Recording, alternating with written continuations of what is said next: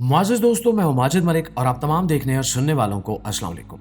दोस्तों, 18 जून को भारत के इलाके लूनावाला के करीब वाक़े तारीखी किले में एक ऐसा हादसा हुआ जिसने सबको हिला कर रख दिया। ये लोहागढ़ का किला था जहां रोजाना काफी लोग आते हैं। उस दिन 26 साल का एक अमीर तरीन लड़का केतन अग्रवाल अपनी 20 साल की मंगेतर सिया गोयल के साथ घूम रहा था। इन दोनों की शादी जल्द होने वाली थी और इनके घर वाले बहुत खुश थे। लेकिन अचानक किले की ऊंचाई से केतन नीचे गहरी खाई में जा गिरा। इसकी मंगेतर ने चीखना शुरू कर दिया और वहां लोग इकट्ठे हो गए। 2 घंटे की मेहनत के बाद केतन की लाश को बाहर निकाल लिया गया। शुरू में तो यही लगा कि तस्वीर बनाते हुए लड़के का पांव फिसल गया और वो नीचे गिर गया। लेकिन जब पुलिस ने छानबीन की तो एक ऐसी खौफनाक कहानी सामने आई जिसने सबके होश उड़ा दिए। नाज़रीन, इस वाक़े की असल सच्चाई जानने के लिए हमें इस कहानी के किरदारों को समझना पड़ेगा। केतन अग्रवाल भारत के शहर पुणे का रहने वाला था और एक अमीर खानदान से ताल्लुक रखता था जिनका इमारतों और जमीनों का बहुत बड़ा कारोबार था। केतन पढ़ाई में शुरुआत से ही बहुत तेज था और इसके घर वालों ने इसे आला तालीम के लिए अमेरिका भेजा। वो डिग्री मुकम्मल करके वापस अपने मुल्क आया और इसने अपने वालिद के कारोबार में आला ओहदे पर काम शुरू कर दिया। ये ना सिर्फ एक पढ़ा लिखा और समझदार लड़का था बल्कि अपने काम से बहुत मुखलिस था। जब वो अपने काम में सेट हो गया तो इसके घर वालों ने सोचा कि अब इसकी शादी कर देनी चाहिए। दोस्तों, पुणे के शहर में एक और खानदान रहता था जिनका खुश्क मेवों का कारोबार था। केतन के घर वाले उस खानदान को पहले से थोड़ा सा जानते थे। उस खानदान की बेटी का नाम सिया गोयल था जो 20 साल की थी। केतन के माँ बाप को किसी ने सिया की बहुत तारीफ की और बताया कि लड़की इनके बेटे के लिए बिल्कुल मुनासिब रहेगी। केतन के घर वालों को यह रिश्ता पसंद आ गया और उन्होंने केतन से बात की तो वो भी अपने माँ बाप की खुशी में मान गए और यूं 11 फरवरी को इन दोनों की मंगनी कर दी गई। मंगनी पर दोनों बहुत ज्यादा खुश नजर आ रहे थे और इनकी शादी नवंबर के महीने में तय हुई जो राजस्थान के एक शहर उदयपुर के एक महल में होनी थी। मंगनी के बाद केतन और सिया अपने फोन से एक दूसरे के साथ तस्वीरें और वीडियोस इंटरनेट पर पोस्ट करते रहते थे। केतन तो सिया से इतनी मोहब्बत करता था कि उसकी हर बात मानता था। सिया की सालगिरह 19 जून को थी, लेकिन केतन ने सिया के कहने पर 1 महीना पहले से ही उसकी सालगिरह मनाना शुरू कर दी थी। लेकिन उसे अंदाजा ही नहीं था कि जिस लड़की से वो इतनी मोहब्बत कर रहा है वो इसे ही अपने रास्ते से हटाने का मंसूबा बना चुकी है। 19 जून से एक दिन पहले यानी 18 जून को केतन ने अपने घर वालों को बताया कि सिया के दोस्तों ने उसके लिए सरप्राइज रखा है, इसलिए वो और सिया लोहागढ़ किले जा रहे हैं और वहां से वापस आकर सालगिरह मनाएंगे। नाज़रीन ग्रामी, 18 जून की सुबह केतन अपनी गाड़ी में सिया को लेकर लोहागढ़ चला गया। सुबह 10:30 बजे के करीब वो दोनों किले के एक बहुत ऊंचे और खतरनाक किनारे पर मौजूद थे। उस वक्त वहां आसपास कोई और शख्स नहीं था। केतन किनारे पर खड़ा होकर पोज बना रहा था जबकि सिया अपने फोन से उसकी तस्वीरें ले रही थी। अचानक केतन नीचे गहरी खाई में जा गिरा। सिया ने चीखना शुरू कर दिया जिस पर लोग इकट्ठे हुए और पुलिस को बुला लिया गया। 2 घंटे बाद केतन की लाश बाहर निकाल ली गई। जब केतन के माँ बाप वहां पहुंचे तो जाहिर है कि उनका रो रो कर बुरा हाल हो गया। दूसरी तरफ सिया भी रो कर ड्रामा कर रही थी और उसने इंटरनेट पर लिखा कि तुमने मुझे मेरी सालगिरह के दिन अकेला छोड़ दिया। दोस्तों, शुरू में पुलिस यही समझ रही थी कि एक हादसा है और लड़का गलती से नीचे गिर गया, लेकिन सच्चाई ज्यादा दिन छुप नहीं सकी।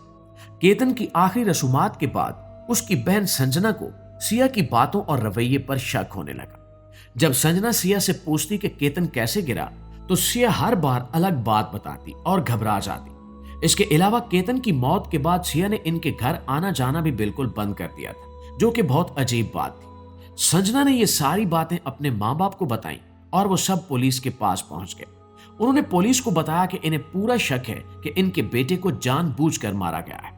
नाज़रीन ग्रामी, पुलिस ने जब अपने तरीके से तफ्तीश शुरू की और सिया की जिंदगी, इसके फोन कॉल के रिकॉर्ड्स और दोस्तों के बारे में मालूमात ली तो एक ऐसा सच सामने आया जिस पर यकीन करना मुश्किल था। पुलिस को पता चला कि इस कहानी में एक और लड़का भी शामिल था जिसका नाम चेतन चौधरी था, जो असल में सिया का आशिक था।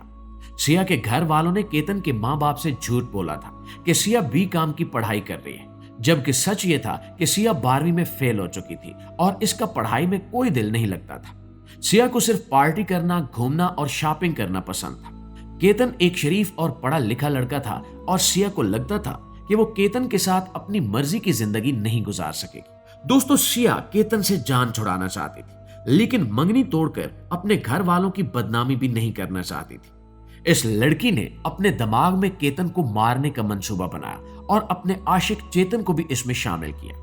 चेतन ने पहले मशवरा दिया कि हम दोनों घर से भागकर शादी कर लेते हैं, लेकिन सिया नहीं मानी। वो चेतन से भी शादी नहीं करना चाहती थी, बल्कि उसे सिर्फ इस्तेमाल करके केतन को रास्ते से हटाना चाहती थी। 18 जून को केतन की मौत से सिर्फ एक दिन पहले यानी 17 जून की शाम को सिया और चेतन एक कैफे में मिले और वहीं पर इन्होंने केतन को मारने का पूरा मंसूबा बनाया। पुलिस को सिया के फोन से पता चला कि वो कई दिनों से इंटरनेट पर ऐसे तरीके ढूंढ रही थी जिससे किसी को इस तरह मारा जाए कि वो हादसा लगे। नाज़रीन ग्रामी, उस लड़की की चालाकी का अंदाजा इस बात से लगाइए कि 25 मई को उसने अपनी एक सहेली को पैगाम भेजकर उसके शनाख्ती कार्ड की तस्वीर मांगी। जब सहेली ने पूछा कि क्यों चाहिए, तो सिया ने कहा कि शादी के मेहमानों के लिए हवाई जहाज के टिकट लेने हैं और साथ ही लिखा कि इस शादी के लिए जो कभी होगी नहीं। सिया का यह पैगाम पुलिस के लिए बहुत बड़ा सबूत बन गया। इसके अलावा जून के पहले हफ्ते में भी सिया ने केतन को मारने की कोशिश की थी। 7 जून को सिया और केतन ने शादी से पहले तस्वीरें बनवाने इंडोनेशिया जाना था और इनके साथ सिया का भाई और केतन की बहन भी जा रहे थे। 6 जून को ये चारों मुंबई जा रहे थे तो रास्ते में एक होटल पर खाना खाने के लिए रुक गए। सिया गाड़ी में वापस आई, केतन का पासपोर्ट निकाला, उसके टुकड़े किए और बैतुल खला में बहा दिए। जब वो हवाई अड्डे पहुंचे तो केतन का पासपोर्ट गायब था और यूं वो सफर मंसूख हो गया। नाज़रीन, केतन की मौत से सिर्फ 4 दिन पहले यानी 14 जून को भी सिया केतन को इसी लोहागढ़ किले में लेकर गई थी। उस दिन भी उसने केतन को किले की ऊंची दीवार के किनारे पर खड़ा किया और मौका मिलते ही उसे नीचे धक्का दे दिया। लेकिन केतन की खुशकिस्मती थी कि वो नीचे गिरने की बजाय दीवार के निचले हिस्से पर अटक गया और फौरन संभल कर ऊपर आ गया। जब सिया ने देखा कि केतन बच गया है तो उसने झूठ बोला कि तुम्हारे पांव के पास एक सांप था, मैंने डर के मारे तुम्हें धक्का दे दिया था।